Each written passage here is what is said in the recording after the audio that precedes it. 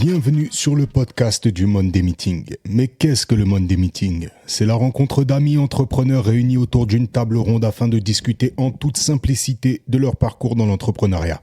Et pour ce faire, je suis toujours en compagnie de mes deux fidèles comparses et associés. J'ai nommé Félix. Yeah, salut à tous. Et j'ai nommé Serge. Salut.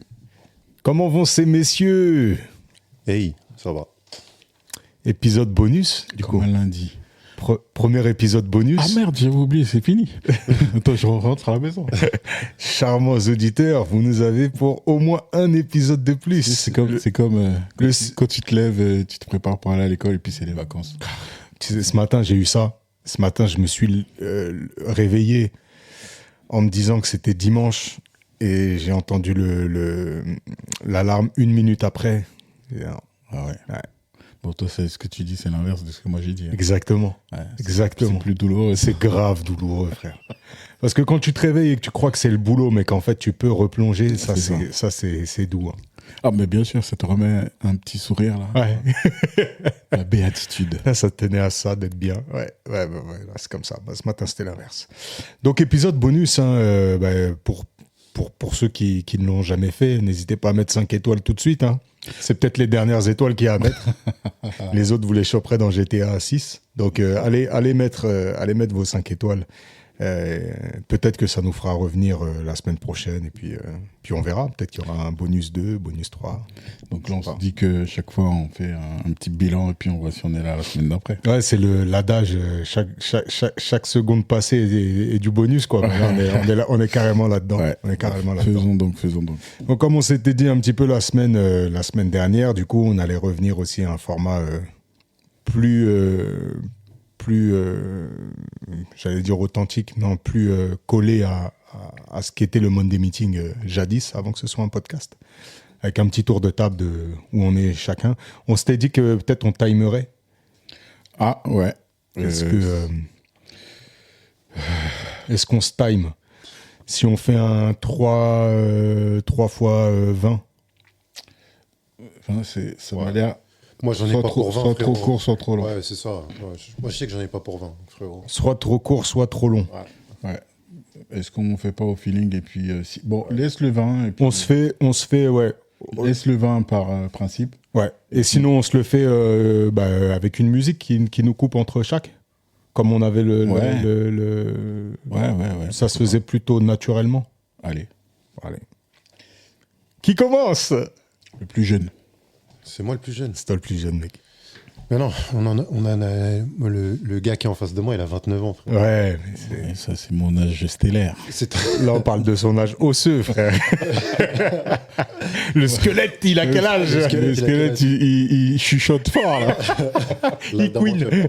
Pour de ta, par quoi commencer ? Est-ce que je m'étais fixé des objectifs par rapport au son, un peu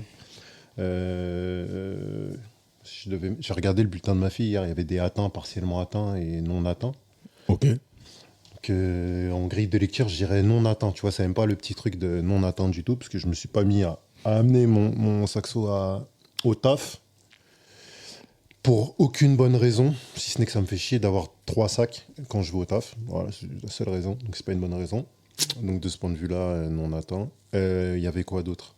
Franchement, je ne m'étais pas fixé tant d'objectifs que ça. C'est pour ça que je me dis que ça va aller vite. T'en es où du projet long terme, la vie ? Merci. Parce que là, tu as parlé d'objectifs. Ouais, je parlais d'objectifs à court terme. Ça, c'est pas très grave, ça. C'est vrai que c'est pas très grave. Mais je me pose pas mal de questions en ce moment par rapport à ça. Parce que j'ai l'impression que le taf, ça se passe mieux. Non pas que ça se passait cruellement mal au début, mais ça se passe mieux. Je prends mes marques, je m'habitue. Donc, j'ai un peu plus de temps de cerveau disponible quand je suis là-bas. Yes. J'ai des semaines plus calmes aussi en ce moment, donc ce qui fait que j'ai le temps de penser. Ce qui est bien. Ce qui est bien. Ce que j'ai regretté au début, mais je regrettais au début de ne pas avoir le temps de penser. Ouais. Et d'avoir trop de temps de cerveau disponible. J'ai l'impression qu'il y avait c'est un ancien président qui sortait ces conneries-là, non ? Le temps de cerveau disponible ? Non, je me trompe. Non, c'était un publicitaire, encore pire. Bref, donc je me plaignais de ça, maintenant ça va mieux, donc j'ai le temps de réfléchir un peu, et j'avais en projet il y a quelques mois, je pense que c'était la fin d'année 2024, de partir un peu en Afrique. Ça s'est pas fait pour plein de raisons. La principale étant que le timing n'était pas bon, je pense. On va dire ça comme ça. Ok. Le timing n'était pas bon. Là, je réfléchis à un peu d'ailleurs. Voilà, c'est à ça que je pense en ce moment. Sans plus de précision que ça. Sans plus de précision que ça. Un peu, ça veut dire quoi? Un peu, ça veut dire que... Un peu tous les jours, tu vois, je me dis... Ouais, c'est quoi, des vacances de 15 jours? Non, Quoi, je parle même de taf, là, pour le coup. Non, les vacances, ça, c'est pas un peu, c'est tout le temps. Tu vois, mais je parle même de taf, parce que là, on a la chance d'avoir des beaux jours en ce moment. On a eu la chance, on a parlé dans l'épisode dernier, de voyager un peu ensemble. Et on dit que l'herbe n'est pas plus verte ailleurs, mais il y a quand même... L'herbe est sacrément grise ici. Hein. Ouais, mais au-delà de ça, toi, tu vois même une couleur, toi. Toi, c'est tout noir-blanc. Ouais, non, mais le fait d'avoir du soleil, des conditions de vie un peu plus... C'est même pas plus cool, c'est plus calme, en fait, tu vois. Je pense que ça... Qui te correspondent plus. Ouais, ça m'appelle un peu, tu vois. J'ai parlé un peu avec ma fille, ça fait longtemps que j'en parle avec ma fille de ça. Du fait que si son père devait partir pour le travail, pas partir définitivement, mais... Et elle avait l'air réceptive à ce truc-là, donc c'est quand même un point très important dans ma vie. Je peux pas... C'est clair. Je peux pas faire ce move-là sans la consulter elle. Donc il y a ce truc-là. Et le move, il est pas clair ou c'est juste tu veux pas en parler pour l'instant? Non, c'est pas clair. Et c'est vrai que si c'était clair, j'en aurais pas forcément parlé. Mais là, pour le coup, c'est pas clair. C'est pas clair parce qu'il y a... Je sais pas s'il y a plein de questions... C'est même pas tant... Je peux pas parler de questions, c'est plus des intuitions, tu vois. Parce qu'il y a l'Afrique toujours, pour les raisons que j'ai évoquées avant. Il y a aussi... J'en ai discuté, je sais pas si j'en ai parlé dans ce podcast, mais peut-être que je vous en ai parlé. Je parlais un peu avec notre ami Charles de Toronto. Ça pourrait être une option aussi. Donc, c'est les trucs qui me titillent un peu en ce moment, tu vois, d'aller voir...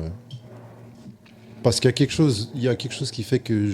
C'est pas que je me sens pas bien ici, mais... j'ai pas l'impression de... Je sais pas, je dirais pas que c'est pas une question de se sentir à sa place ou pas, mais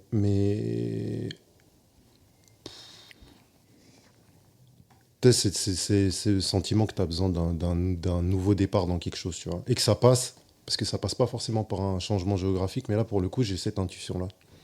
Donc voilà un peu où j'en suis. C'est encore très flou.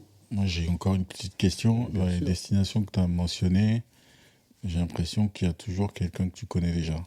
Est-ce qu'il n'y a pas une autre destination qui t'appelle ou c'est vraiment le nouveau départ à tous les sens, Franchement, non. Et si c'est parce qu'il y a... En fait, j'ai une réponse assez simple à ça, je pense. C'est que c'est des destinations dont j'entends parler. En fait, et dont j'ai des retours directs de gens que je connais et en qui j'ai confiance sur à quoi ressemble la vie là-bas. Tu vois, en fait, je pense que c'est ça.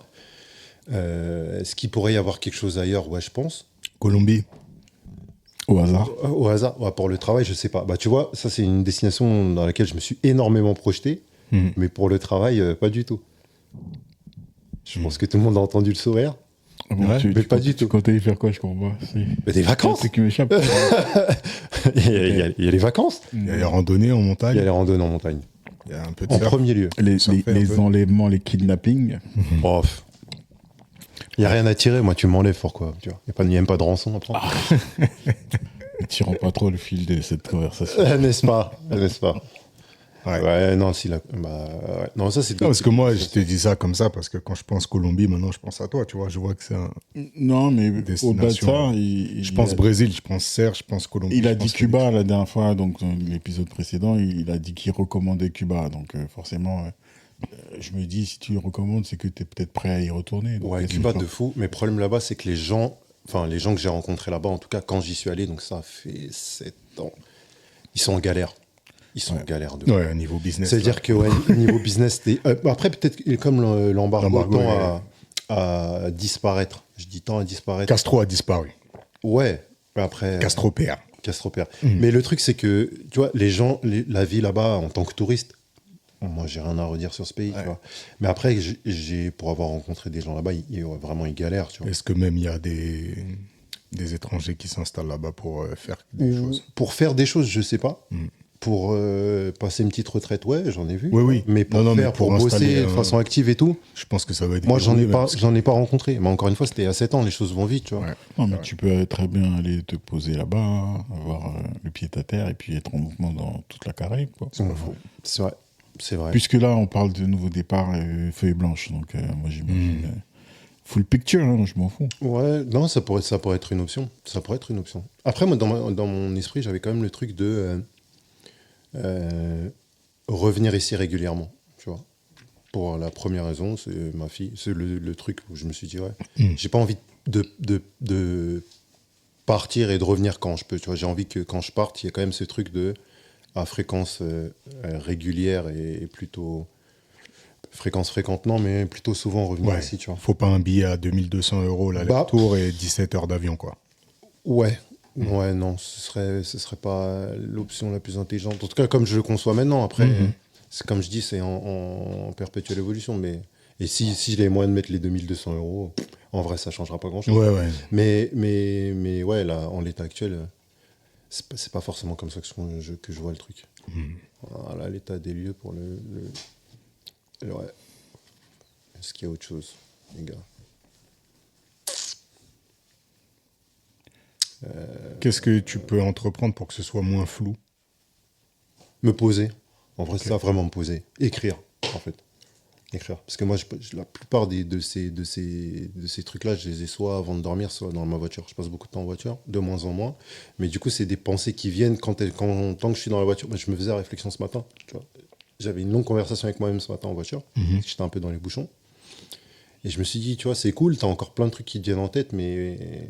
Et j'avais pas envie de me... En fait, je pouvais pas surtout me stationner. Et je me suis dit, écris-le, tu vois, pour que ça reste. Parce que ça, c'est un peu le truc de... On parlait tu vois, du podcast que les gens suivent ou font, ou les activités qu'on lie à certaines pratiques. Tu vois, avant, j'étais tout le temps dans ma voiture. Je passais ma vie dans ma voiture.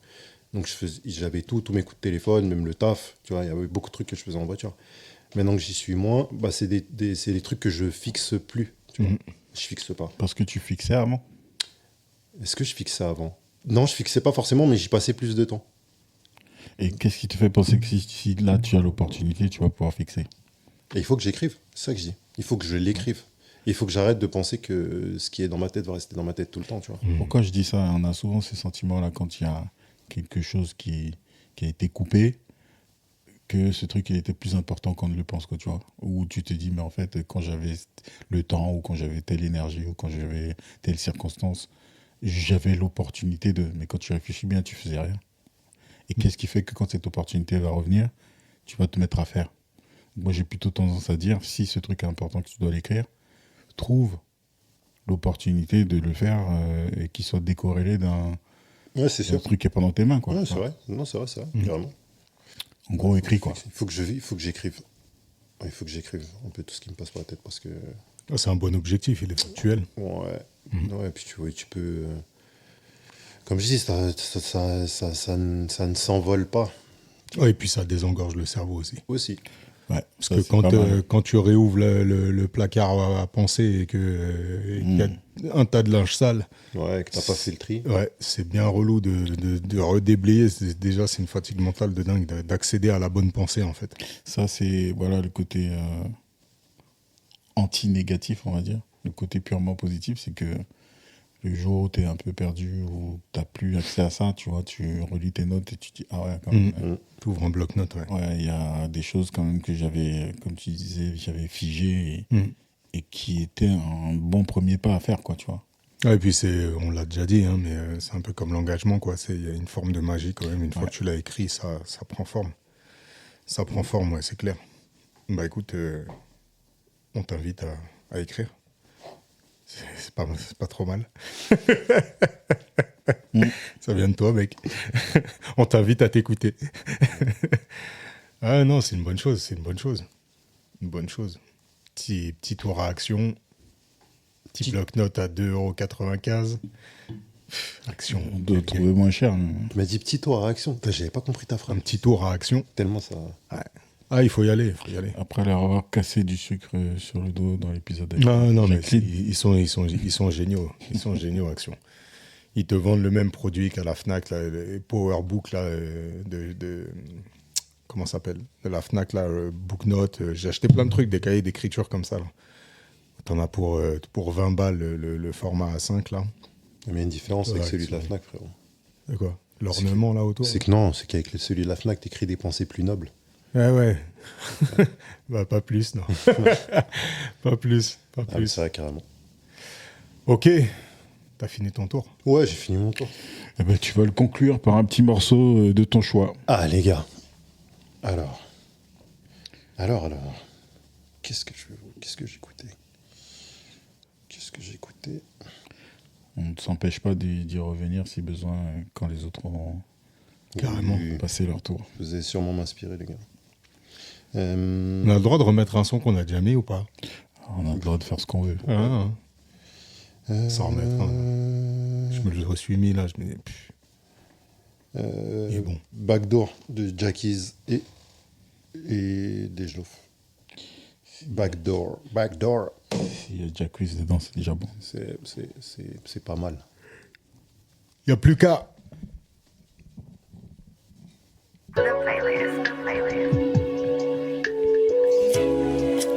I gotta keep get 'em.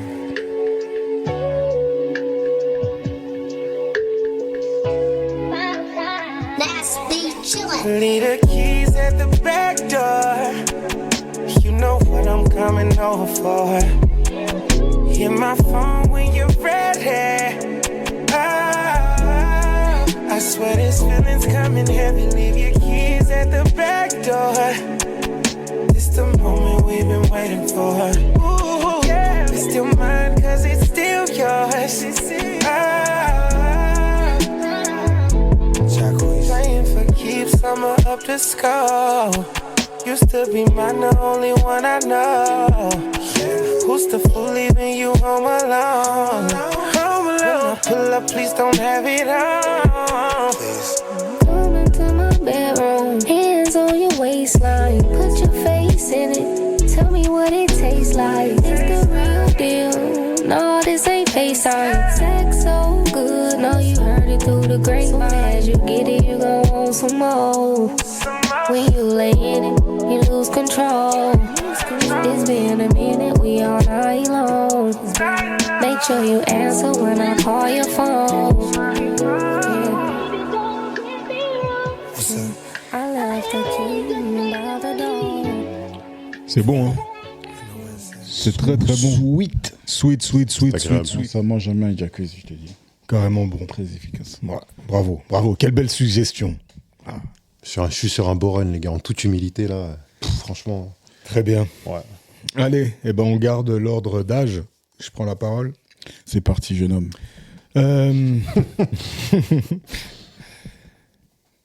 Moi, j'aime bien quand on me dit ça. Hein.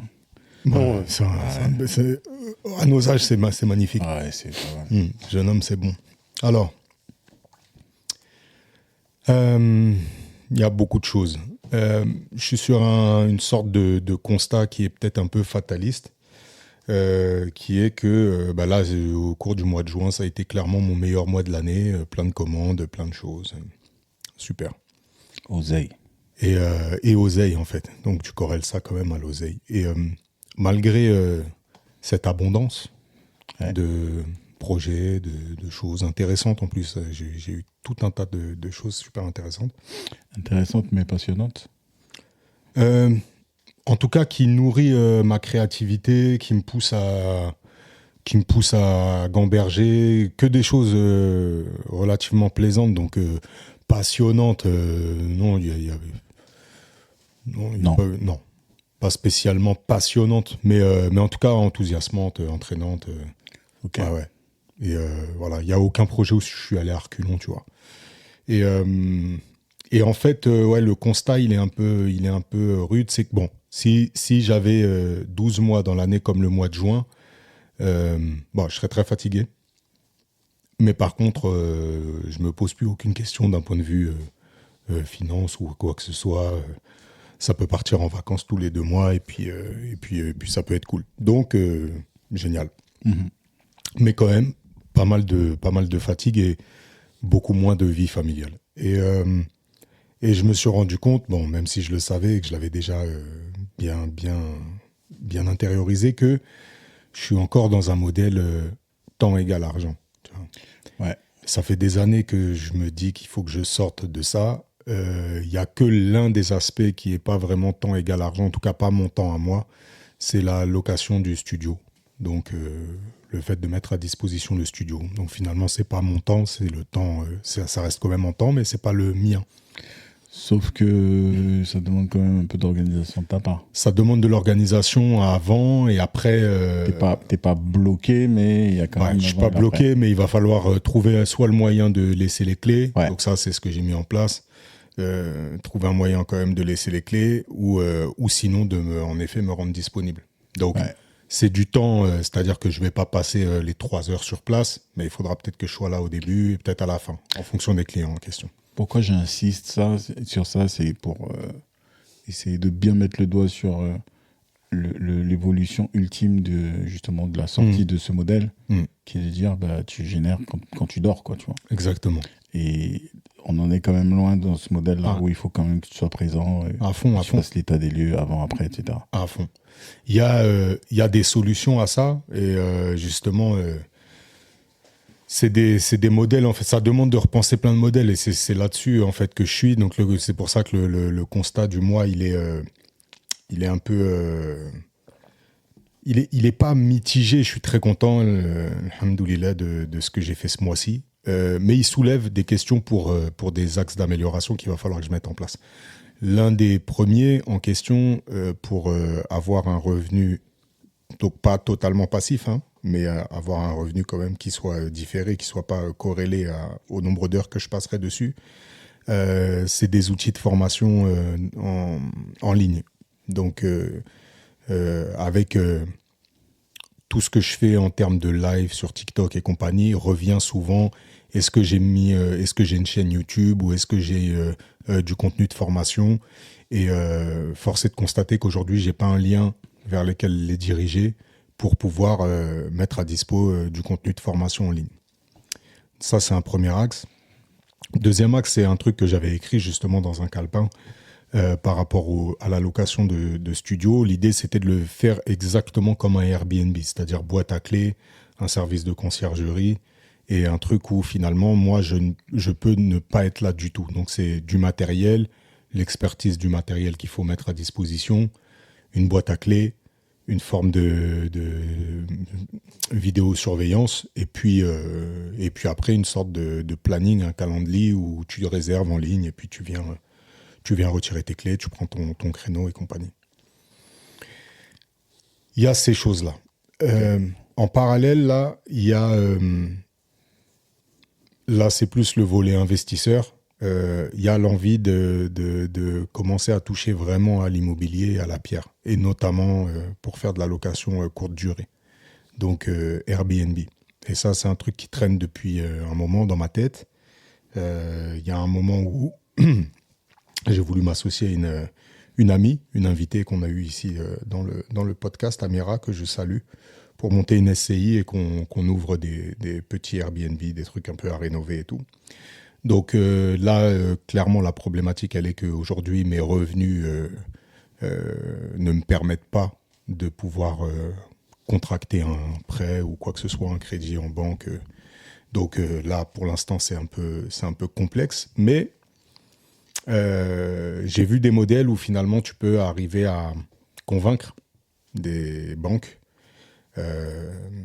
pour pouvoir te suivre avec un engagement à zéro. Et puis, en fait... tu arrives avec un modèle, on va dire, un prévisionnel, un vrai business plan, et là, tu n'es plus en tant qu'individuel, tu es vraiment en tant que société. Donc, l'un des projets que j'ai fait, là, justement, au cours du mois qui m'a intéressé, c'est un ami de longue date, justement, qui, lui, s'est mis un peu dans ce modèle-là, immobilier, et qui a fini par une maison assez impressionnante. Et qui m'a expliqué, en fait, lui, le procédé par lequel il était passé, sur lequel, lui, il est arrivé avec 0 fonds propres. Donc ça peut être une voie. De plus en plus, je sens que là, la géolocalisation ne me convient plus. Mon cadre, Avant qu'on arrive sur ça, je vois que tu changes de sujet. ouais, Et- je les enchaîne. Et en t'écoutant sur ce dernier sujet, et surtout la façon dont tu as conclu, j'ai ressenti, vu le Vincent que je connais, c'est-à-dire le chasseur d'opportunités, et pas forcément celui qui écoute bien au fond ce qu'il y a au niveau de l'intuition, etc. Est-ce que ce que tu viens de faire là, de dire en tout cas sur l'immobilier, c'est quelque chose qui te fait vibrer depuis longtemps, ou est-ce que c'est une opportunité qui semble la bonne à ce moment précis? Ça me fait totalement vibrer dans ma casquette d'investisseur. C'est-à-dire que ça doit être quelque chose dans lequel je vais fournir de l'énergie à un instant donné et qui ensuite va vivre par lui-même. Donc ça, c'est pas si je devais le faire au jour le jour, c'est pas quelque chose qui m'intéresserait. Par contre, le fait d'investir, le fait de capitaliser, le fait d'avoir justement une source qui génère automatiquement sans que j'ai besoin de faire quoi que ce soit et que moi j'ai identifié un bien à rénover ou autre et tout, ça c'est quelque chose qui me fait profondément kiffer. Ouais. Et moi, j'ai une autre question sur ce sujet, c'est pourquoi, parce que tu parlais de crédit, etc., de se faire suivre par les banques, mais pourquoi c'est de l'achat pour de la mise en Airbnb et pas de la location pour de la sous-location Airbnb? Parce que déjà c'est compliqué au niveau des contrats, de trouver un propriétaire. Ouais. Deuxièmement, c'est moins rentable. Et puis... Pourquoi c'est moins rentable? C'est moins rentable parce que quand tu vas acheter un bien, le bien en lui-même va prendre de la valeur. Toi, tu bénéficies de l'effet de levier qui fait qu'il est automatiquement remboursé, tu dégages tes bénéfices et en plus de ça, tu capitalises sur le fait qu'il prend de la valeur. Ouais, mais oui, dans ce sens-là, ouais, mais ça te fait sortir du cash vraiment, tu vois. Donc, Justement, non. Si t'es dans un... Non, mais je veux dire, à partir du moment où t'achètes, que tu as un crédit ou pas d'ailleurs, si tu achètes, ça te fait... Tu dis que c'est plus rentable, mais en vrai, enfin oui, selon ton calcul, oui, parce qu'à la fin, tu te retrouves si l'immobilier prend de la valeur et tout. Si tant est que ça fonctionne toujours comme ça. Mais si tu es dans un contexte où tu n'as pas forcément de fonds propres à mettre, ou en tout cas que c'est compliqué de te faire suivre par une banque pour avoir ce crédit-là, je pense que ça pourrait être une option envisageable, tu vois, le fait de louer pour se louer. Parce que c'est vrai que si les propriétaires sont relous avec ça, mais je pense qu'il y a moyen de... En fait, si tu fais ça, tu dépends encore d'une autre personne, tu vois, qui peut décider que tout s'arrête du jour au lendemain. Ouais, oui. Ouais, ça va. Et ça, ça rentre pas dans mon logiciel, je t'avoue que... Ok. Ouais. Et après, s'il faut filouter en plus pour que le proprio soit à moitié au courant et tout, c'est des trucs qui me... Non, mais je parlais même pas de ça, je parlais même pas de filouter, mais non. Mais moi, en tout cas, je connais pas de... Ici en France, je connais pas de modèle où, en gros, la Airbnb, ça se fait en sous-location. Tu loues et tu mets un Airbnb. Genre, j'ai jamais entendu, j'ai jamais connu ça. Je pense connaître des gens qui font ça en plus. Ah ouais. Ouais. Et légal et tout. Ouais, je sais pas. Parce que je te connais. Non. Légal et tout. Non, franchement, si c'était non, je t'aurais dit non, mais là, pour le coup, je sais pas. Mais Ça me paraît bien alambiqué quand même. Ouais, de ouf. Mais ouais, si tu as, on va peut-être en reparler en off, mais moi je vois pas comment ça pourrait marcher. Même au niveau des calculs, ils me paraissent très complexes pour retomber sur ses pattes, quoi. De ouf. En fait, quand j'aborde ma vision, là, mon petit tour de table, c'est vrai que je vois que j'ai plusieurs profils. On va dire un profil perso, un profil professionnel, un profil investissement. Et dans chacun de ces trucs-là, j'ai envie de nourrir des choses. Dans cette partie investissement-là, moi, cette partie investissement, elle me fait vibrer, que ce soit l'investissement en bourse. J'ai fait un peu de private equity, je m'en suis mordu les parties, les doigts. Mais tu vois, je m'en suis mordu les doigts, mais j'ai aucun regret. C'est la monnaie qui te fait vibrer, c'est pas autre chose. En fait, tu sais, mais je l'avais déjà dit dans le sentiment d'enrichissement. Ouais, en fait, quand je l'avais dit dans le truc de l'argent, tu sais, j'ai vraiment la sensation que quand même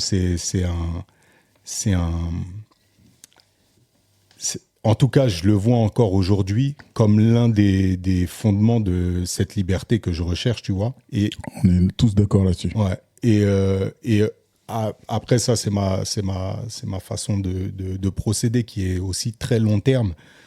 Je sens bien le vent tourner et je sais depuis déjà de nombreuses années que ma retraite n'existera pas, tu vois.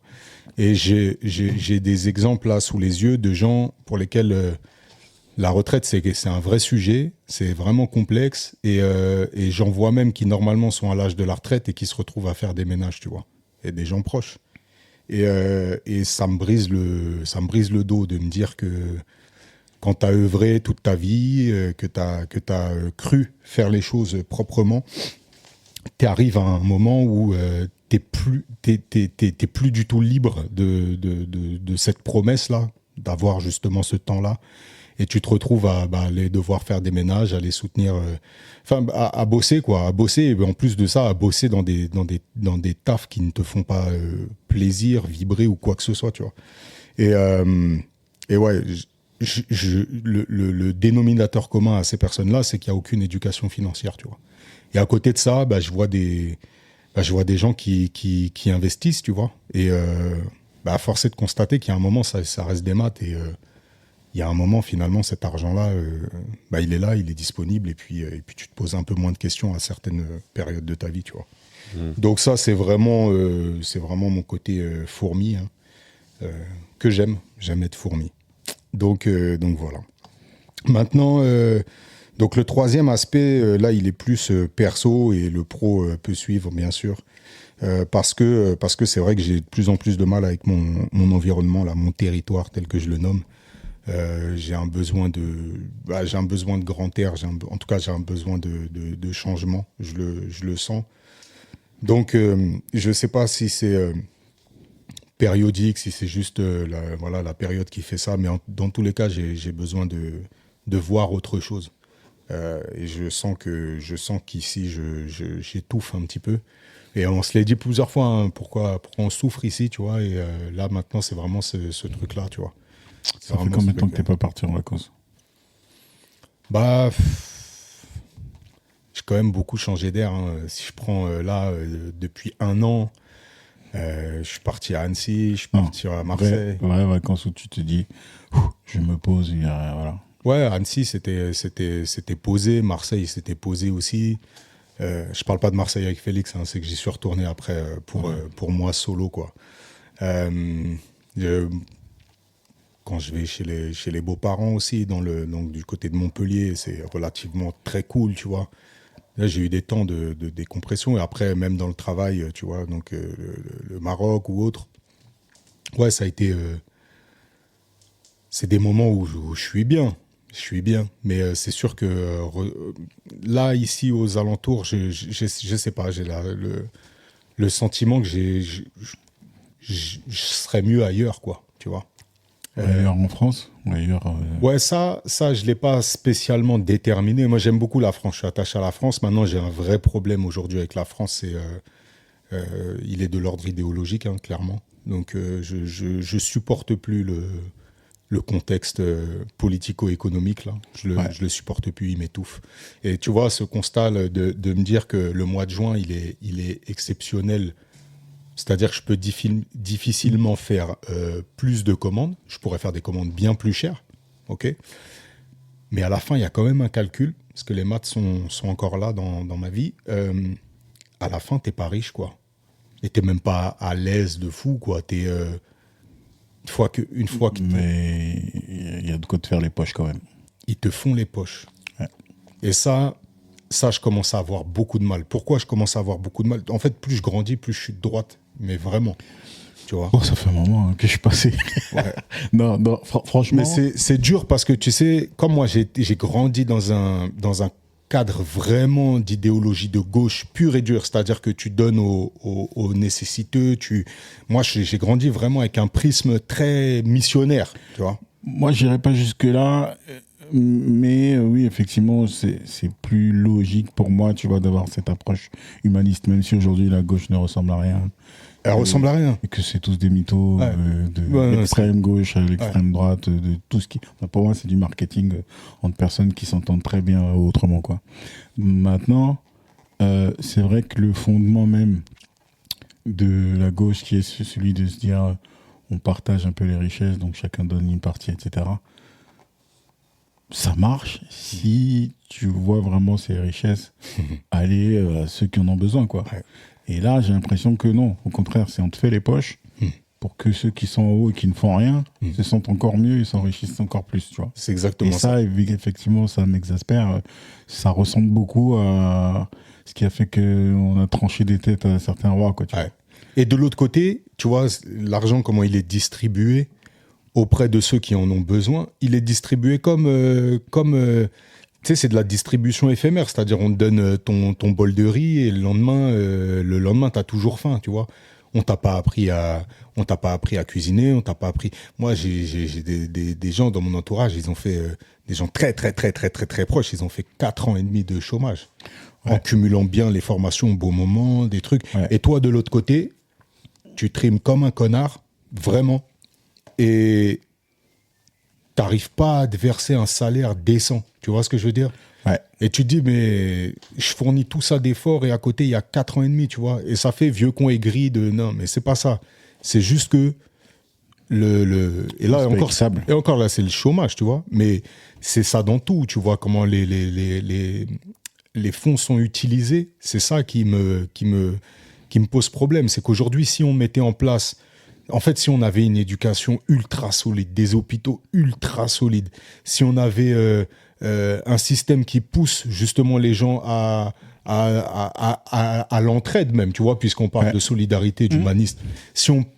Mais en fait, là, tu payes des chaînes qui font de la merde, tu payes des programmes qui font de la merde, tu payes des hôpitaux sur lesquels les gens ils sont tous en burn-out, tu vois ce que je veux dire, le système scolaire c'est difficile, pour pas dire médiocre, pour pas dire défaillant, tu vois, et tu vois ce côté-là, et de l'autre côté tu as aussi un aspect très morbide dans la façon dont est drivé le pays, où les gens ils sont les uns contre les autres. C'est un schéma qui me parle plus du tout, tu vois. Le schéma il est moche, mais il est clair, quoi, tu vois. Il est clair. T'as ceux qui tendent la main pour avoir quelque chose. T'as ceux qui sont en haut et qui prennent tout, et au milieu, t'as ceux qui nourrissent en haut et en bas. Tu vois. Exactement. Et le pire qui puisse t'arriver, qui nous arrive, c'est d'être dans ce milieu-là, tu vois, où finalement t'es trop riche pour être de gauche et pas assez riche pour être de droite, quoi. Tu vois. C'est exactement ça. Et comme le centre, finalement, ça n'existe plus et que c'est qui ne sait plus quoi faire vient au centre, il n'y a aucune politique qui est, en tout cas, tournée vers les gens qui ont envie de faire avancer les choses, quoi. Donc forcément, ça te donne envie de te barrer, mais quand tu réfléchis, tu vas te barrer, tu vas aller où ? Est-ce que tu as la réponse ? Non, j'ai pas de réponse claire. Il y a des pays qui me séduisent si je parle d'autres pays. Le premier étant le Maroc. Tu nous en avais parlé.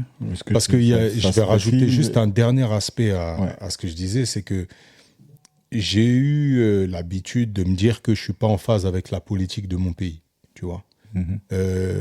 Mais pour moi, ça appartenait à une sorte de caste d'élite. Et je ressentais pas les retombées auprès de mon entourage, auprès des gens que je côtoyais et tout. Et là, au cours des dernières semaines, tu vois, j'ai quand même fait des repas où les discours, ils me conviennent plus du tout, tu vois. Les discours, là, ils me font froid dans le dos, parce que tu te dis, en fait, ça y est, les gens, ils ont serré, en fait, tu vois. Ils ont serré. Et en plus de ça, j'ai fait si tu veux, des assises avec des gens on va dire des deux côtés, tu vois, qui pourraient se foutre sur la gueule, clairement. Et ça y est, ça se comprend plus, c'est vraiment clivant, tu vois. Et en fait, des deux côtés, le discours, il y a un moment, je coupais, en fait, ça y est, c'est même pas j'essayais d'alimenter ou combattre ou quoi que ce soit, c'est vas-y, ferme ta gueule, ça y est, c'est bon. Attends que ça passe, il va déblatérer toutes ces conneries. Et puis après, tu passeras à autre chose, tu vois. Et en tout cas, c'est pas comme ça que j'entrevois les relations humaines. Même d'un point de vue, tu vois, sécuritaire. J'ai quand même eu là un atelier la semaine dernière avec des collégiens, tu vois, où on parlait justement du climat qu'il y avait à l'école, tu vois. Et moi, je pensais qu'on allait orienter ça comme le climat que je pouvais vivre à l'époque, c'est-à-dire... peut-être le lien avec les professeurs, la vie scolaire, peut-être le cadre scolaire qui était complexe. En fait, là, leur vraie problématique, c'est eux-mêmes, les petits. Et attaque au couteau, cutter. Et tu vois, je me dis, j'ai du mal à me projeter avec mes gosses, la façon dont je les élève. et de me dire qu'ils vont être sujets à ces problématiques, tu vois. J'ai pas... Et je vois pas d'axe d'amélioration. C'est ça le problème, c'est que j'ai pas l'axe d'amélioration en tête ou de me dire avec ce chemin-là. En fait, je vois... Couper Snapchat et TikTok. Ça, c'est une chose. Mais je vois pas... Ça, je te garantis, il y aura un résultat immédiat. Clairement. Mais je vois pas le chemin où TikTok et Snapchat est coupé pour tout le monde. C'est ça le truc. C'est que des gens qui n'ont pas de volonté, tu vois. Parce que c'est bien beau de faire des trucs à l'Assemblée où on convoque des influenceurs pour leur poser des questions, machin chouette. C'est notre argent, ça. Tu vois. Moi, je veux pas que mon argent il serve à convoquer Alex Hitchens pour lui poser des questions. Non. Tu coupes Snapchat et tu fermes ta gueule, c'est bon, tu vois. Donc, si c'est pour nous faire perdre du temps, laissez cet argent-là, vous ne mettez pas 40 mecs qui sont payés 15 000 € dans une pièce pour raconter de la merde. Utilisez l'argent autrement, quoi. Donc, je préfère être dans une dictature où, effectivement, on défend le peuple que dans un simulacre de démocratie où on gaspille de l'argent à faire semblant de réfléchir aux problèmes qui ne seront jamais réglés, tu vois. Donc, allez vous asseoir dans votre hémicycle, amusez-vous à faire des lois à la con, tu vois. Moi, j'avoue que j'ai complètement déconnecté depuis une bonne dizaine d'années et que j'ai aucun espoir pour ce pays. Donc, je suis là, je subis. Mais ouais... Moi, je suis pas à ton point et j'espère ne pas y arriver. Mais en même temps, je pense que le problème, là, c'est qu'il va falloir qu'il y ait une grande crise avant qu'il y ait un reset. Et j'ai pas envie de la subir. Clairement pas. Ouais, donc c'est pour ça que il faut être, comment dire, mobile, capable de bouger quand ça va plus aller du tout. Exactement. Et c'est pour ça que ces discussions qu'on est en train d'avoir, c'est important d'avoir une sorte de plan qui soit pas un truc par défaut au final, quand il faudra fuir ce pays de merde. Bah, le plan que j'ai dans la tête, qui se profile depuis quelques semaines, entre guillemets, bon, il était à long terme, hein, ce plan, hein, mais depuis quelques semaines, là, j'ai une proposition pour un taf et je l'ai rejeté direct, tu vois. C'est le mois de juin là qui me fait repenser certaines choses. Et que ce soit avec ce taf-là ou que ce soit avec le fait de pouvoir financer en partant de zéro, ce que j'aimerais dans l'idéal, ce serait justement d'attaquer l'immobilier dans un pays étranger. Donc, moi, j'ai fixé le Maroc, je me suis fixé le Maroc en tête de liste, mais je reste ouvert et il va falloir que je benchmark vraiment pour voir ce que ça peut donner. L'idée, c'est d'avoir justement un endroit dans lequel je fais de la location courte durée, que ça puisse être un profil d'investissement et que si j'ai besoin à un moment ou un autre de devenir un peu plus mobile, que moi je puisse déjà avoir une forme de pied à terre là-bas. En tout cas, ça me permettrait d'avoir déjà une vision de ce qui s'y fait, de comment ça se fait. Et j'ai gardé l'exercice qu'on avait fait ensemble ici, là, où vous vous mettiez dans mes pompes. Et en fait, je dois dire que les pompes que vous avez chaussées, là, quand je les ai récupérées, elles me vont vachement bien, les gars. On peut le refaire une fois que le tour de table sera fait. Ouais, carrément. Mais je réexplique vite fait. En gros, hein, c'est un lieu agréable, de préférence tel que je l'ai visualisé, un riad, avec un beau panorama dans lequel j'accueille des gens pour pouvoir être dans un processus créatif, potentiellement artistique, mais pas encore totalement défini. Et la semaine dernière, je crois, hein, quand on a fait le podcast, je vous ai parlé de ce truc où je voulais mettre en place au moins une fois par année quelque chose dont je me souviendrai tout au long de ma vie. Et je me disais, ça pouvait être une proposition de valeur, ça, pour d'autres personnes. Une proposition de valeur où justement, tu assures à des gens que ce moment-là, cette parenthèse qu'ils vont passer, exactement. Par an. Ça, cette parenthèse qu'ils vont passer dans ce lieu ou dans ce contexte, dans ce territoire ou avec toi, tu vas créer quelque chose qui fait que ça va rester. Voilà. Ce ne sera pas un voyage comme les autres, ça va être une expérience qui va rester et pour sûr. Donc, pour l'instant, j'ai que ce truc-là, tous ces trucs-là qui flottent un peu dans ma tête. Il va falloir que je prenne un calepin, comme Félix, objectif. Et puis que je commence à poser, deux, trois choses. Il y a des années, je m'étais dit, un jour, je lancerai des colos pour adultes. C'est marrant, ça. Ouais. Mais ça ressemble un peu à une colo pour adultes, ce que tu décris en fait. En fait, c'est comme ça que je l'imagine. C'est-à-dire que tu viens, tu sais pas exactement ce qui va se passer, mais il y a un programme. Chaque temps est pensé. Il est pensé aussi pour que tu puisses profiter en toute liberté, mais il est pensé aussi pour que tu puisses t'activer au sein d'un groupe que moi, en tant que chef d'orchestre, je m'organise pour créer ce groupe-là, tu vois. Donc, avec des enfants, il y a beaucoup plus de facilité parce qu'ils ont la contrainte de ne pas pouvoir décider. Avec des adultes consentants, il faudrait voir comment ça se matérialise. Mais donc voilà, j'ai ces spectres d'idées là qui planent et qui sont de plus en plus présents et qui rejoignent un petit peu tout ce que j'aime faire. Donc voilà, là on va dire que je disais que j'étais aux alentours de 50-52%. Je suis passé à 55% de ma vision. Ça s'éclaircit. Voilà. Très bien. Ah, voilà. Petite musique, hein? C'est ça. J'allais t'interpeller à ce sujet. Dans toutes ces... Parce que moi, pour le coup, je suis encore bien en voiture et j'écoutais plus trop de musique ces derniers temps en voiture. Je sais pas pourquoi. J'avais une lassitude du son. Je me suis remangé le projet de Scylla et Furax, dont j'avais mis un extrait qui est très bien, Porte du désert. Donc ça m'a amené aussi dans mes pensées d'horizon et compagnie. Je l'écoute beaucoup. Il est bon. Hein. Ouais, franchement, je n'ai pas écouté l'album, mais ce truc-là. L'album est bon aussi et il y a plein de choses. Mais il y a un son là que je me remets. Et tout l'album, je me le remets. C'est Amaru de El Kamer. Donc, je crois que tu ne l'avais déjà mis. Oui, je l'ai déjà mis. Mais je vais le remettre. Parce que ce son-là, je ne sais pas ce qu'il a fait dedans. Mais tout l'album est vraiment bon, je tiens à le dire, allez écouter. Mais alors ce son, c'est son intro. Et il a 2 doigts de dépasser le général de McTayer. Mais je ne peux pas le dire encore. Il va falloir que j'attende. Donc voilà, c'est un son qui m'emmène et qui est bien au cœur du fondement de ce genre de pensée que j'ai en ce moment et qui me donne envie d'aller plus loin, plus haut, plus fort. It's too much money here. I mean, nobody should be hitting lotto for 36 million and we got people starving in the streets. That is not idealistic, that's just real. Alors je me suis trompé, c'est peut-être pas Amaru. There's no way Michael Jackson should have. Amaru, c'est l'album. Non, ça c'est le morceau Amaru sur l'album Amaru. Ouais, mais en fait c'est l'intro en fait. Ah ok. Et je crois que c'est Homeland ou un truc comme ouais. ça. Ok. Voilà.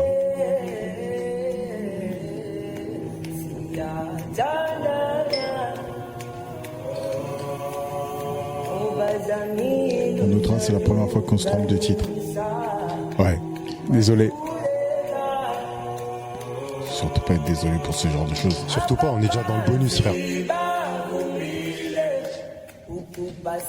Ça, c'est les voix sud-africaines, là.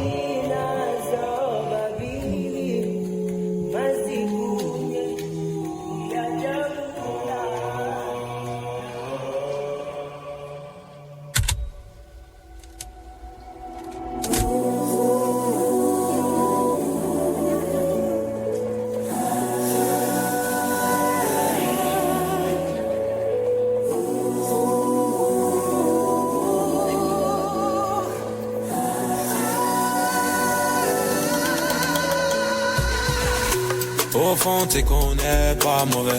Au fond, on le fait pour la monnaie. Le ciel pleure quand les âmes sont mal. Dans le feu, y'a sûrement des semblables. Au fond de moi, c'est le brouillard. J'ai pas pu fermer l'œil de la nuit. Ça rime à rien, on baigne dans des sales histoires. Si je pouvais, j'aurais déjà changé de vie. Ils ont voulu nous tuer, mais on est là. Le destin n'est pas fameux, in fine, y'a que le ciel qui nous sauvera. J'ai pas vu un seul visage qu'on fallait nous sortir de ce guêpier. Ils ont voulu nous tuer, mais on est là. Sale histoire, au fond c'est qu'on n'est pas mauvais. On traîne le soir, pourquoi comme si au fond je savais. Pourquoi les miens avaient-ils aussi mal aucune idée. Sale histoire, au fond c'est qu'on n'est pas mauvais. J'suis dans mon home, j'suis dans ma piole avec mes homies. Homeland, baby, on se les promet. Y'a un trou au milieu de chaque story. Y'a un flow, ça peut durer toute une... Voilà, El Kamer. Alright. Bien bon, bien bon. Ouais, moi j'aime beaucoup cette ambiance. Je vais me le remettre dans le retour. Dans le retour. Ouais. Sergio. C'est parti. Je vais commencer par le chiffre. Je pense que après le petit voyage, les petites vacances, il y a eu une sorte de montée en flèche, là, jusqu'à à peu près 60%. L'ambiance a tendance à te dire c'est peut-être même plus haut que ça, mais le réalisme, c'est de dire aussi il y a beaucoup de choses à faire sur ce chemin-là. Et du coup, tu vois, je reste quand même un peu les pieds sur terre. J'ai entendu plein de choses que tu as dites, j'ai pris des notes même pendant que tu parlais, et ça va me permettre de structurer ma pensée, même si il y a beaucoup de choses à dire. À un moment, tu as dit je sens le vent tourner. Moi, c'est vraiment ce que je sens. Il se trouve que je suis beaucoup dans la créativité, dans les métiers créatifs, et que, bon, on va pas se le cacher, l'IA est en train de tout révolutionner, dans tous les domaines, mais dans celui-là en particulier. Donc je pense que c'est une opportunité, voire même une obligation de faire une pause qui peut être salutaire, tu vois, et de se poser la question de sa vision. Moi, je l'ai fait il y a quelques semaines. Pour ce faire, et c'est un autre point que j'aborderai, c'est celui de la solitude. Je le mets juste là, je vais le noter aussi, comme ça j'y reviendrai. Pour ce faire, je me suis accompagné de rien d'autre que l'IA. Et j'ai eu des conversations avec ChatGPT à ces sujets de changement de paradigme par rapport à tous ces métiers-là. Et ce qu'il en ressort, et mon intuition première, c'était de se dire qu'il ne restera côté humain que justement ce qui est vraiment empreint de la spécificité humaine, quelque chose d'animé, de spirituel, de profond. Et tout le reste, tout ce qui est technique, va complètement nous échapper parce que en fait, il suffit de rentrer ces données-là et tu as des machines qui le feront bien mieux et bien plus rapidement. C'est ça. Donc, ça sert à rien d'aller se bagarrer sur un terrain qui est déjà conquis. Et je me dis, voilà, ça me permet de questionner un peu tout ce que j'avais mis en place. Et la bonne surprise, c'est que justement, comme on disait, il y a des écrits, c'est qu'en relisant un peu ma vision, il y avait déjà cette volonté de mêler une vision vraiment créative à un monde du digital, tu vois, sur lequel j'ai toujours eu ces aspects techniques, mais si en plus ils peuvent être faits par une intelligence artificielle qui va me faire gagner du temps, pourquoi pas, quoi, tu vois. Donc c'était plus, en fait, je me rends compte que c'est pas ce que je fais qui était important, c'était comment je fais savoir que je suis déjà dans ça, en fait. Que quand on travaille avec moi, on sait ce qu'on y gagne, mais comment je l'explique à quelqu'un qui n'a pas vécu cette expérience-là, tu vois, c'est la question que je me suis posée ces dernières semaines. J'ai pas encore tout à fait la réponse et la façon de le rédiger. Ça va être l'objet de tout cet été pour être prêt à la rentrée. Mais en gros, c'est comment faire comprendre à quelqu'un que quand tu fais un projet créatif avec moi, c'est pas juste le résultat, quoi. Parce que le résultat, tu pourrais le confier à une IA qui te fera des choses qui sont pas dégueulasses finalement, tu vois. Mais c'est tout le chemin qui va ancrer en fait ta création. Et je me rends compte de ça. Et je le dis souvent, mais c'est... Moi, je suis dans l'intemporel. Il faut que ce que je crée ait une longue durée de vie, quoi. Tu vois. Et je me rends compte que dans le digital, c'est beaucoup de choses éphémères, que c'est pas des choses qui me font vibrer. Et c'est pour ça que il faut qu'à la base, il y ait quelque chose de solide. D'où des ateliers ou des conversations qui sont parfois déplaisantes pour les gens qui veulent aller vite. Moi, c'est pas très important parce que je sais qu'après, ça va aller très vite, tu vois. Mais il faut que ça soit sur une belle base. Donc, ça, c'est la première chose, c'est de se dire restructurer un peu la partie, on va dire, professionnelle. Et finalement, c'est même pas très profond comme restructuration parce que j'ai déjà cette base-là. C'est plutôt bien l'expliquer dans le contexte qui est le nôtre. Première chose. Donc, pas grande inquiétude là-dessus. Donc, c'est plus refonte, marketing, communication. Ouais, là, c'est vraiment de la com, quoi. Ouais, c'est vraiment de la com. Deuxième chose que tu as évoquée aussi, c'est ces différents profils que tu as. Tu parlais de créatif, entrepreneur, investisseur, etc. Tu vois. Et dans ce que je viens de dire par rapport à ma société, il y avait déjà ce que j'avais compris de moi, c'est-à-dire quelqu'un d'ambivalent, en tout cas qui a deux centres d'intérêt et qui essaye de faire matcher. Et en fait, plus tu parles comme ça, plus tu te mets même dans la peau de quelqu'un qui est un peu double, quoi, tu vois. c'est peut-être vrai, mais au-delà de ça, je suis entier. Et ça, c'est quelque chose sur lequel je veux vraiment insister, c'est-à-dire que dans tout ce que je fais, même si justement je fais différentes activités, je veux plus mettre une casquette par activité. Je veux être moi dans toutes ces activités-là. Et donc, c'est un vrai travail c'est aussi de la communication.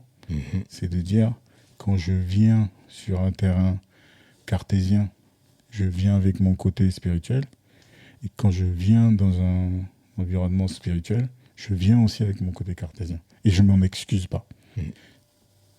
Parfois un peu compliqué, parfois un peu déroutant. J'ai eu une conversation pas plus tard que ce matin. Déroutant pour toi ou pour l'autre? Pour l'autre. Okay. Parce que moi, finalement, je sais qui je suis. Ouais. Tu vois. Et je me rends compte que, finalement, tu renvoies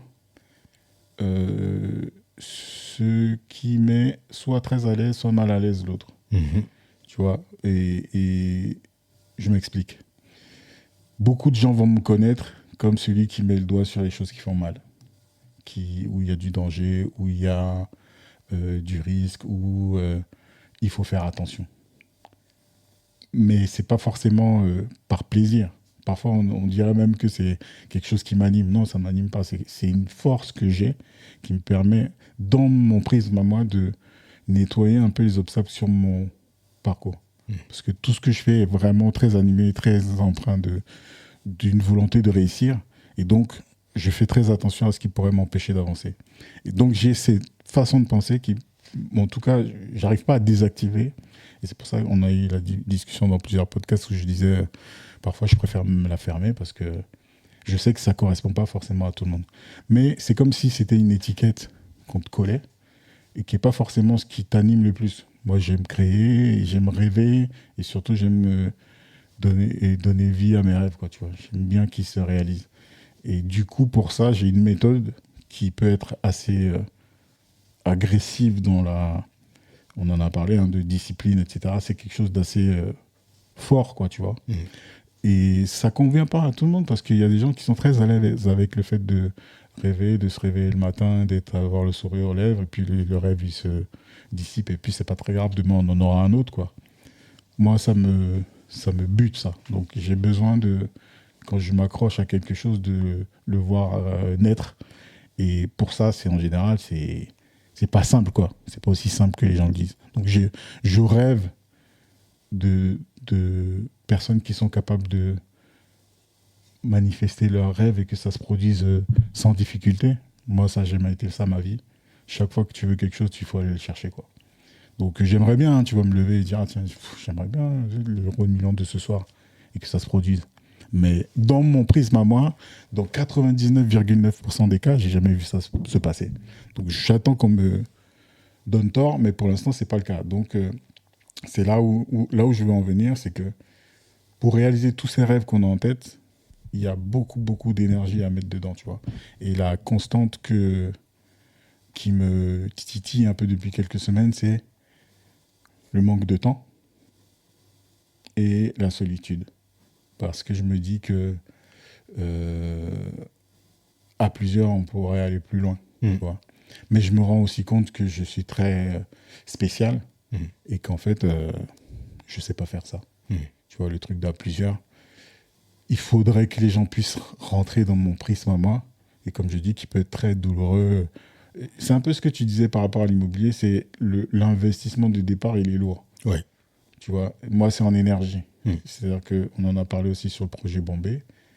Je sais que si on veut être assis à kiffer, il faut souffrir d'abord. Et ça, c'est difficile à entendre pour beaucoup de gens et je le conçois. Et du coup, je me replie dans cette solitude où je sais que finalement, c'est pas qu'il y a que moi qui peux faire ça, mais je ne connais que moi. C'est pour ça que à chaque fois, je dis, je connais pas les gens qui sont capables de se mettre dans cette énergie-là. Je connais que moi. Donc, ça fait quelques semaines que je me replie là-dessus, que, comme je disais, j'ai des conversations avec une intelligence artificielle et parfois c'est triste, en fait, de se dire ça. Mais en même temps, justement, j'essaie de tourner le truc en me disant, ouais, je suis en train d'essayer de me reconnecter à moi et d'arrêter de m'excuser d'être qui je suis, quoi, tu vois. Et je pense que c'est la clé pour pouvoir continuer à empiler les 1%, 2% qui me manquent pour arriver à cette vision-là. Est-ce qu'il n'y a pas un monde où, justement, toi, tu fournis cet effort seul, mais qui t'amène ensuite à communier? Alors, déjà, il faudrait que tu définisses c'est quoi communier. Moi, encore une fois, tu vois, j'ai bien conscience que tout ce que je suis en train de produire en termes artistiques ou autres, c'est toujours dirigé vers les autres. Tu vois, c'est pas une production égoïste où tu vois, j'exprime mes idées. Non, c'est souvent des choses où justement je vais chercher de l'énergie chez d'autres personnes et soit je les aide à avancer et c'est ça qui me nourrit en retour, quoi, tu vois. Donc je sais qu'à la fin, en tout cas l'objet, tu vois, si on reprend ta vision qui est celle du riad, moi j'en ai une qui est un peu similaire, c'est une sorte de sanctuaire où je peux produire ce que j'ai envie de produire et dans cette réalité-là, il y a des gens, je suis pas seul, tu vois. Mais ça, c'est la ligne d'arrivée. Sur le chemin, j'ai conscience que je suis seul. Et j'essaie de faire la paix avec ça, quoi, tu vois.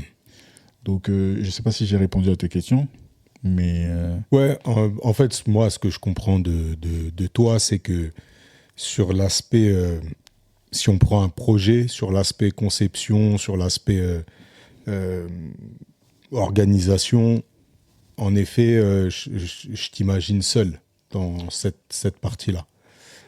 Par contre, te connaissant, quand tu es au contact de l'autre, tu l'acceptes dans son entièreté. Clairement. À partir du moment où lui n'est pas bâtisseur à tes côtés. C'est-à-dire que lui, il va faire partie de l'œuvre, mais c'est pas le concepteur, c'est pas la personne qui construit avec toi. Enfin, c'est bizarre parce que c'est co-construit quand même, tu es dans l'échange.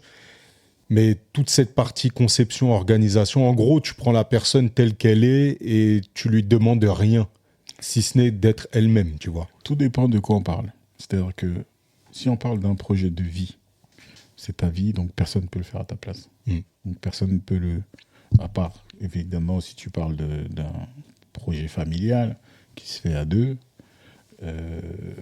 quand on parle de projet personnel de vie, je vois pas quelqu'un d'autre venir t'indiquer comment le faire, tu vois, à part ton psy ou ton médecin ou voilà, des choses comme ça qui vont te donner des conseils. Mais ils se mettront pas dans tes bottes, ouais. Voilà. Maintenant, quand il s'agit de créer quelque chose ensemble, moi j'accepte toutes les énergies du moment qu'elles sont dans, comme j'ai dit il y a 5 minutes, qu'elles sont pas dans le rêve pour le rêve. S'il s'agit de...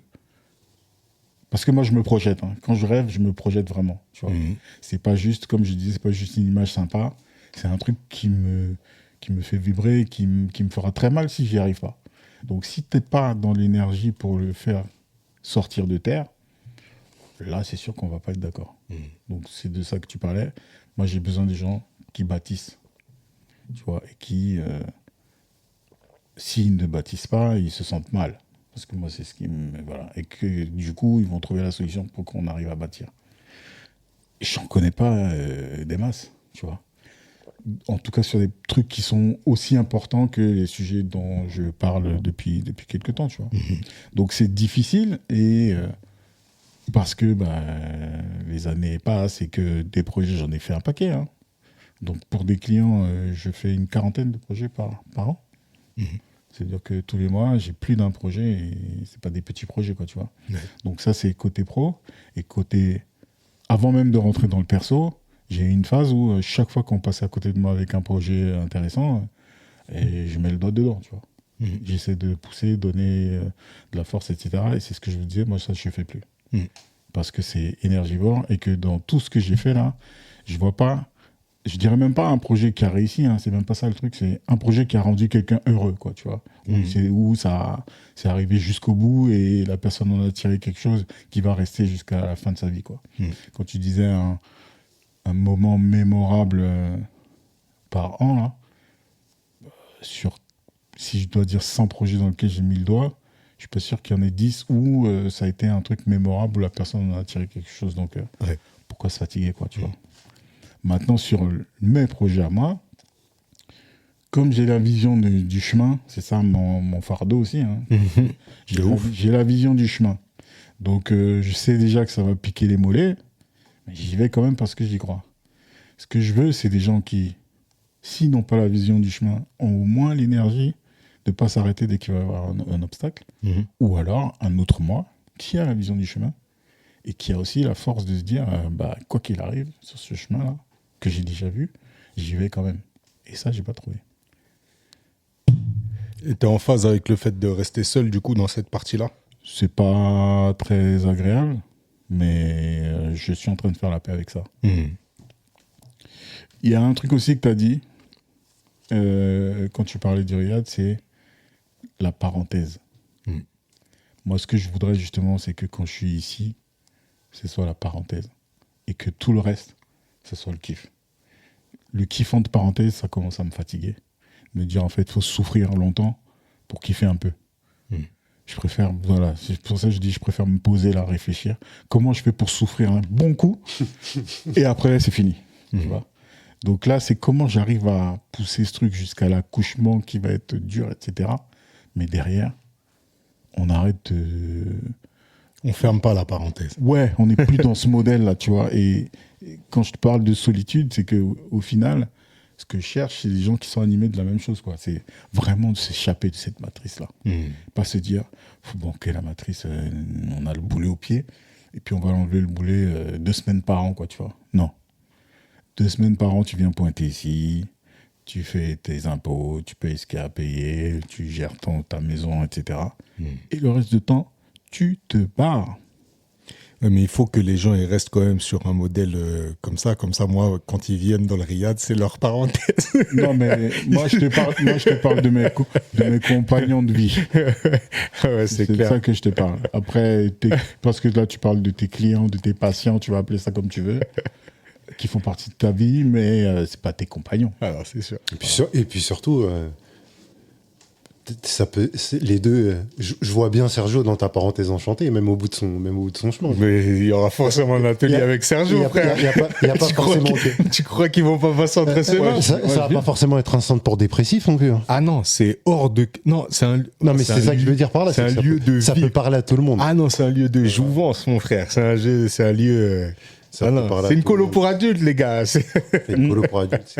C'est quand même très vendeur. Ouais. Grave vendeur. De toute façon, j'ai commencé le storytelling avec le petit Adam, là, quand je lui ai dit il y a des choses dont tu te rappelleras toute ta vie et ce pourquoi tu veux dire non, tu t'en rappelleras plus dans 3 semaines. On va démarrer sur ce genre d'argumentaire. Donc là, tout ça, c'était l'introduction, le contexte. Ouais. Bon, je vous rassure, ça va aller beaucoup plus vite pour le reste. Toujours est-il que 2025, je m'étais dit, bon, voilà, j'ai sorti un livre, il est là, on souffle un peu, j'ai des trucs très urgents à gérer, on va gérer ça jusqu'à l'été est arrivé maintenant. Depuis hier, Avant-hier, je sais plus. on est en été. On y est. Donc maintenant... Aujourd'hui, c'est demain. Aujourd'hui, c'est demain. Et en fait, à la rentrée, un peu plus que la rentrée, j'avais parlé d'expo, j'avais parlé de faire plein d'activités autour de la promotion du projet. Voilà, va plus falloir dormir, là, tu vois. Ouais. Donc, juste, c'est pour ça que je dis, je suis en train de faire la paix avec ce truc de je suis seul. Peut-être que je vais trouver des compagnons sur le chemin.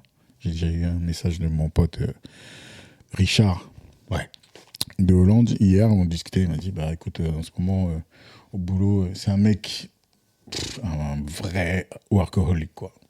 Il me dit, en ce moment, ça va pas aussi vite que j'aimerais au boulot.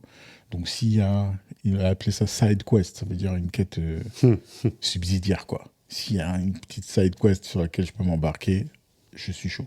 Lui, il a l'air d'avoir un profil qui peut te suivre. Ouais. C'est juste qu'il est à Amsterdam et moi là. Mais c'est un fou furieux. Donc, c'est le genre de personne, t'as pas besoin de le voir longtemps pour capter c'est un fou. le type de personne que c'est, justement. Ouais. Et maintenant que tu dis ça, c'est quelqu'un qui est à la fois la tête dans les nuages et très cartésien, procédurier, qui écrit des textes, machin, Oui, parce que son taf, c'est un taf de... Bah, en fait, c'est un taf entre deux mondes aussi. Hein. C'est un artiste. Ouais. Et c'est un programmateur curateur. Ouais. Voilà. Donc forcément, Il a les deux casquettes. tu as les deux casquettes et voilà. Et deux casquettes Et puis, c'est opposées. pas dans les petites sphères qu'il fait ça. Non, carrément. Voilà. Voilà, tu vois. Donc c'est quelqu'un qui a l'habitude de cette gymnastique-là, de ce grand écart, tu vois. Mais il n'y en a pas tant que ça, si tu réfléchis bien. On a déjà trouvé un. Ah, déjà. Ouais. Donc c'est pour ça que je dis, j'avance avec détermination et je pense que si quelqu'un te voit marcher comme ça en faisant des grands gestes là au bord de la route, il sait déjà en voyant ton rythme que c'est pas une marche plaisir, quoi, tu vois. Pas une petite balade. Ouais. Donc si tu veux te joindre à moi là, il faut commencer à envoyer les foulées. Donc voilà, je pense que ça va se faire. Mais ouais, il faut que moi, je commence à m'engager, que je commence à faire ces mouvements-là. Les foulées. Voilà, les foulées. Et je pense que c'est ça qui va montrer aussi... Imagine Sergio dans une course de marche rapide. ça peut être sympa. Je pense que voilà, comme depuis quelques temps, je ne fais qu'en parler et que moi-même, je ne suis pas dans cette dynamique c'est ça aussi quand je dis j'ai l'impression de manquer de temps ou que le temps me passe sous le nez, c'est que je sais que je suis pas dans cette dynamique qui me ressemble, qui est celle du bulldozer, You do it. du rouleau compresseur. Donc faut que je rallume le moteur là, que je commence à mettre mon rouleau compresseur en route et puis voilà, ça va se faire. Donc Carrément. c'était ça le sujet de Ouais, concret en tout cas. T'arrives à la fin de ta période que tu t'étais laissé de je respire et je. C'est ça. Ouais. Et maintenant Là, tu sens que ça te travaille pour là, aller. voilà, là, il y a le truc où chausser comme je les te baskets. disais, on va chausser les baskets, il faut préparer la rentrée avec une vision claire qui était celle de se poser, de se dire c'est quoi l'avenir dont je rêve, avec les contraintes, comme je disais, le changement un peu de paradigme par rapport à la créativité, l'IA et compagnie. Prendre tout ça, il fallait le temps de le prendre, de le digérer, d'aller se foutre dans une piscine en Guadeloupe aussi. C'est important. Et puis, peut-être une petite escapade. On ne dit jamais ça au micro à cause des sorciers, mais dans quelques mois, on en reparlera, j'espère, avec de bonnes nouvelles. Inch'Allah. Bon, Bon, ben, voilà, bien cool. je ne sais pas si... je pense, il y a quand même déjà pas mal de choses. Il y a des trucs dont j'ai déjà parlé, mais concrètement, là, c'est juste me remettre en action. Et sur la boîte, quand tu dis justement ce changement-là autour des axes de communication, tout ça, tu as déjà des pistes du coup de à quoi ça peut ressembler du côté client, comment il pourrait te percevoir comme un consultant plus qu'un exécutif, comment tu imagines ça? Ouais, en fait, je pense que même ça pourrait aller au-delà du consultant. Là, c'est vraiment une question de personal branding. Et là, si tu veux travailler avec... quand je dis moi, c'est moi et ma société, quoi. Serge de Malakite. Ouais. C'est tu abandonnes ta façon de penser qui, aujourd'hui, telle qu'elle est, hein, je me mets à la place de tous les directeurs marketing, de tous les gens qui gèrent un peu le digital dans toutes ces boîtes-là. Elles ont un questionnement qui est de se dire, mais au final, est-ce que j'ai encore besoin d'une agence ? Est-ce que j'ai encore besoin d'un freelance ? Est-ce que, parce qu'en fait, on a un peu accès à tous ces outils-là. Et la première phase, c'est de mettre la main dedans et de tester. Et on en a parlé dans un épisode. C'est la preuve criante que tous ces gens-là manquent beaucoup de créativité. C'est que tout ce qui sort, c'est exactement pareil. Ouais.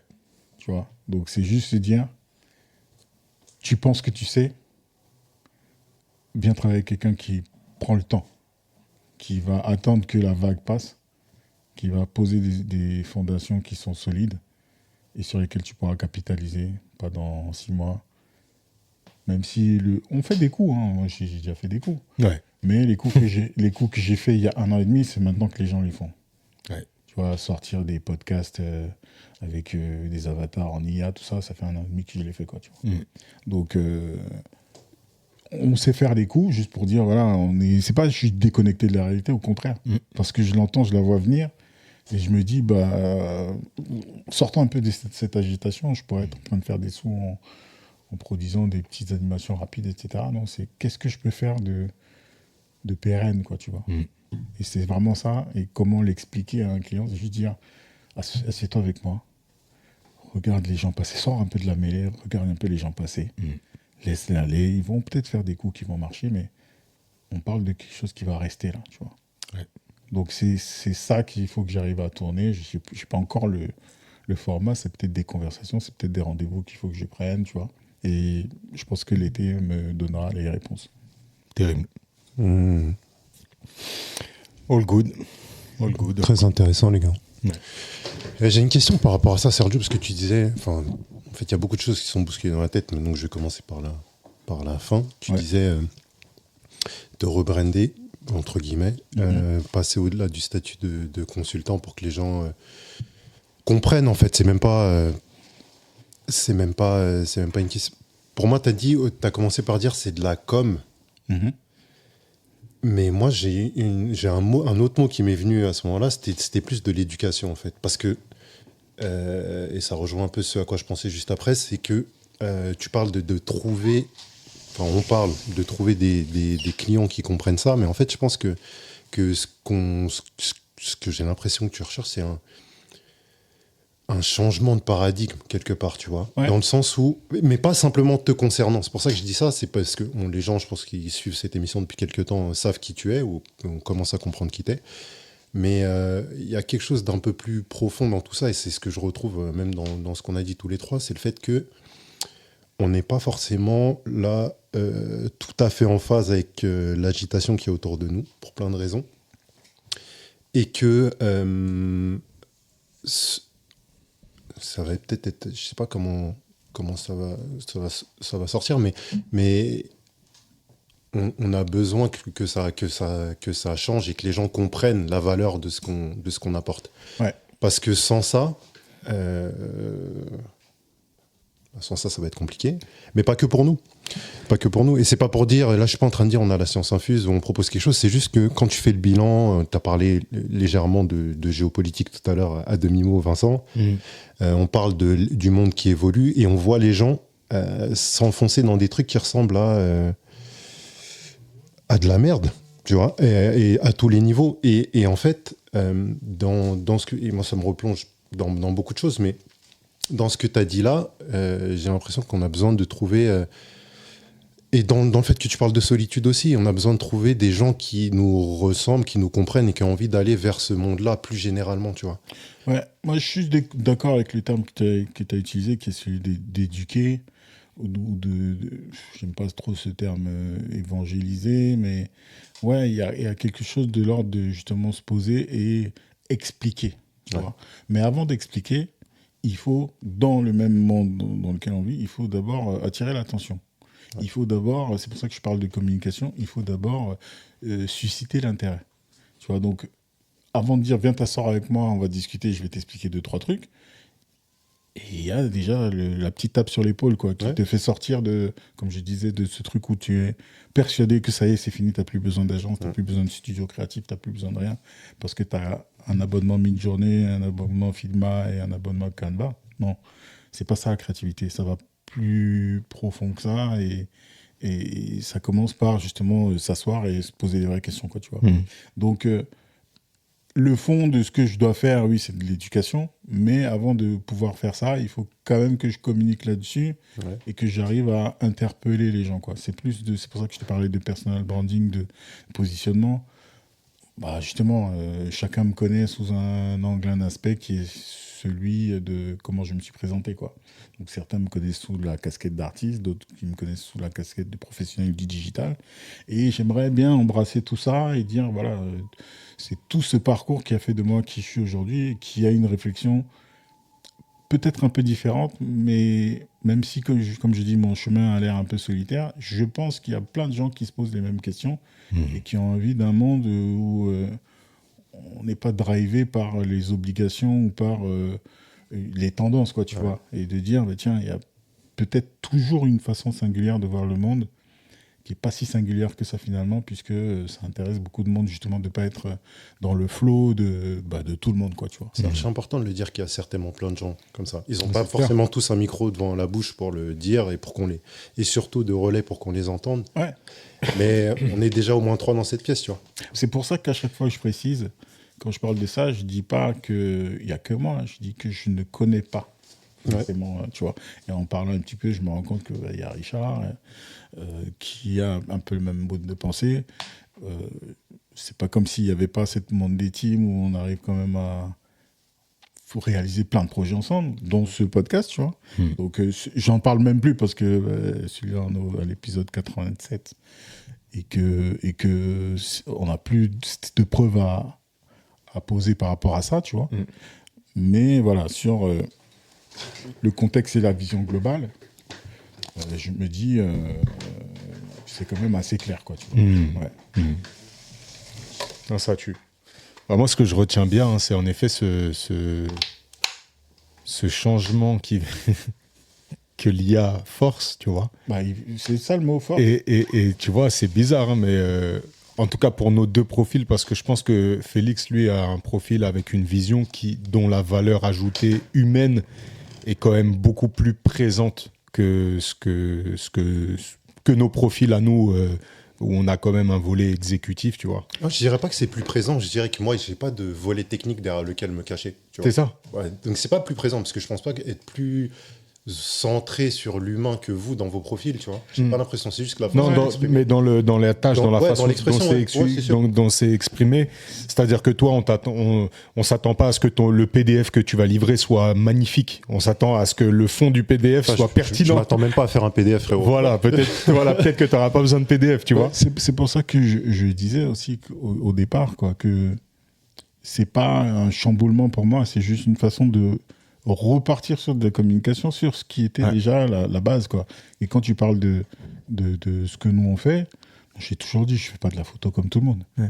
Enfin, je suis pas en train d'appuyer sur un bouton. Tout ce qui se passe avant et après est beaucoup plus important que j'ai fait cette expérience du coup sur un mariage où j'ai confié mon appareil photo. Ouais. Et c'est bien, c'est magnifique. Je conseille ça à tous les photographes puisque j'avais un commentaire sur lequel une fois que tu as le bon matériel, tout ça, j'ai tendu mon matériel du coup. Bon, j'ai déréglé les ISO histoire que T'es vraiment j'ai fait un petit truc de fils d'up quand même. J'ai tendu mon appareil, je dis prends-moi parce que moi je suis jamais en photo avec les mariés, tout ça, clac. On a pris la photo. Et regardez, elle dit pas top, truc, augmente, tourne un bouton, mais lequel tourne. Et puis après je tourne, je dis vas-y, je te fais le réglage et reprends la photo. Là, pas top, hein. Je dis, non, parce qu'il y a beaucoup trop d'air en haut, redescends un peu. Et bon, au final, je dis, t'as un vrai métier en fait. Donc déjà là, tu as tout l'aspect, je vais appeler ça l'aspect technique du métier. Ah, c'est technique là. Où il y a quand même des choses à savoir faire. Mais au-delà de ça, moi je m'intéresse plus à ce qui se passe après. C'est-à-dire quand on dit la présence de Vincent avait tel ou tel aspect rassurant, etc. Ouais. C'est pas des choses qui sont liées à ni ton matériel, ni la façon dont tu cadres ou tu gères avec tes ISO. Moi, j'hallucine sur c'est ce que je disais. C'est devenu une blague, en fait, à la fin des mariages. C'est-à-dire que ils me disent, vous êtes un super photographe. Je dis, mais vous avez vu aucune photo. Voilà. Ouais. C'est de ça que je te parle. Et ça, je dis, Et après, il me dit, ah ouais, c'est vrai. Je dis, oui, parce que moi, j'ai un parti pris, c'est que je prends les photos très floues. Ça laisse aux gens le temps d'interpréter ce qu'il y avait derrière, tout ça. Et là, je vois une sorte de mouvement de panique. Ouais. Alors, c'est pas les mariés, parce qu'ils m'ont rencontré, mais tu sais, les parents, les témoins, l'ami du marié, toujours l'ami blagueur. C'est qui te charrie du début à la fin, qui est toujours avec toi, qui te fait des blagues et tout. Tu sais, à la fin, tu lui fais 2-3 petites zefas. Et puis il te regarde avec un truc de panique. Je dis, mais non, détends-toi, t'inquiète pas. mais ouais, ce truc qui arrive avec... et puis, je vois mes commentaires Google, quoi, tu vois. Les mots qui reviennent, c'est pas... oui, les photos, ok. Mais en fait, c'est tout ce qui est comportemental, tu vois. C'est souriant, impulsé, solaire... je suis bien content qu'il y ait ces adjectifs qui me suivent et qui ne sont pas remplaçables par un robot. C'est franchement, tu vois, comme je parlais de ce projet démasqué, d'une dimension qui manque, qui est celle des retours, qui ne sont pas les miens, mais forcément des muses du projet. Moi, j'en ai déjà, tu vois. Et ce que je lis dedans, c'est des choses qui ne sont pas liées à la qualité ou la beauté des photos, mais ou du dessin, à ce qui a pu être libéré, transmuté, transcendé, tu vois. Ouais. Donc j'ai bien conscience de ne pas être déjà dans la mêlée, là, tu vois. Donc c'est juste comment j'arrive à le mettre en avant et le mettre à mon service, tu vois. Ouais. C'est ce que j'allais dire, merci l'IA, parce que ça nous oblige, du coup, à redéfinir ce qui était déjà défini, mais qu'on vendait différemment. Et Alors arrêter de se cacher. Ouais. Parce que finalement, c'est ça. Hein. Ouais. Arrêter de se cacher et de se dire, bah, tiens, si on me prend parce que je suis un excellent technicien, tant mieux, quoi, tu vois. Mais au final, ce qui reste et pourquoi les gens reviennent, c'est pas parce que tu sais appuyer sur le bouton régler les ISO. Non. Parce que c'est agréable de bosser avec toi. Ouais. C'est ça. Ouais. Donc, comment tu le dis, et c'est pour ça que c'est difficile à mettre, à impacter dans un truc marketing, communication, ça, c'est c'est qu'on plus parle dur. d'authenticité, quoi, tu vois. Et ça ferait un peu fanfaron de raconter soi-même. Donc, ça passera peut-être par des testimonials encore. Ouais. On verra. Ouais. All good, les gars. All good? Est-ce qu'on se termine par un son de ta suggestion, Ouais. ami Sergio? Un petit indice sur ma prochaine destination. Les amis, on est sûrement amenés à se revoir et d'ici là, prenez soin de vous. Peace. Peace.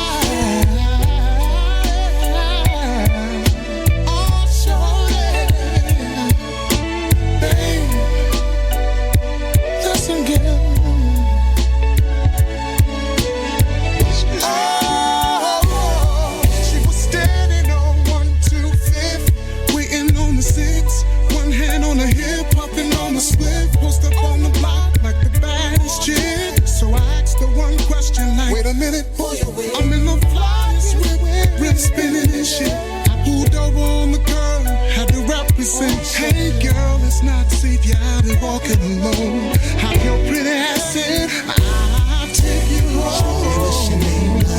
Hey, what's your name? Wide open, I'm feeling your game. I know that other cats might tell you the same. I'm not your average guy, girl, I'm far from a lane. Let's hit the LQ, cop whatever you trade.